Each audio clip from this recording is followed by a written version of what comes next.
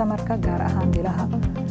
luuliyo iyo agosto dad badan oo Soomaaliyeed ayaa wadankii ku laabta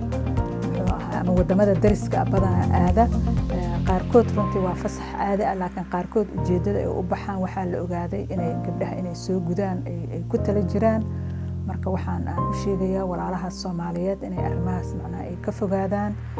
sanadkii hore macnaa muxuu ahaayay qoraal weyn ayaa laga qoray in dad badan ee Soomaaliyeed ay geeyeen caruurtooda muxuu ahaay magaalada Nairobi oo Kenya ay ku soo gudeen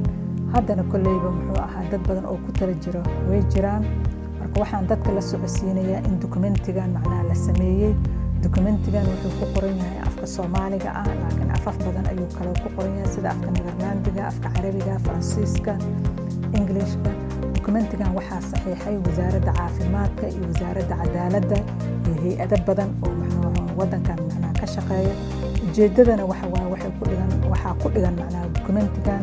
inaan gabdhaha la gudi karin muxuu ahaayay dhinacii caafimaadka iyadoo looga fiirinayo iyo sharci ahaan oo nooc kasta oo wadankan uu mamnuuc yahay marka qof kasta oo Soomaali ah ama waalidka gaar ahaan waxaan kula talinayaa maadaama culays badan oo ka yimaada dhinaca waalidiinta macnaa muxuu ahaayay eeyooyinka eedooyinka iyo dadka lamid ah in gabdhihii lagu qasbay inay macnaa gudaan inay dokumentigan sii qaataan ay tusaan muxuu ahaayay inuu nooc kasta oo gudniin ah wadanka Holland oo mamnuuc ka yahay intaas ayaan ku wargelinayaa dokumentigan waxaa ka heli kartiin ururka weyn ee dowladda Soomaaliya ee Essen iyo Netherland hadaa soo wacdiin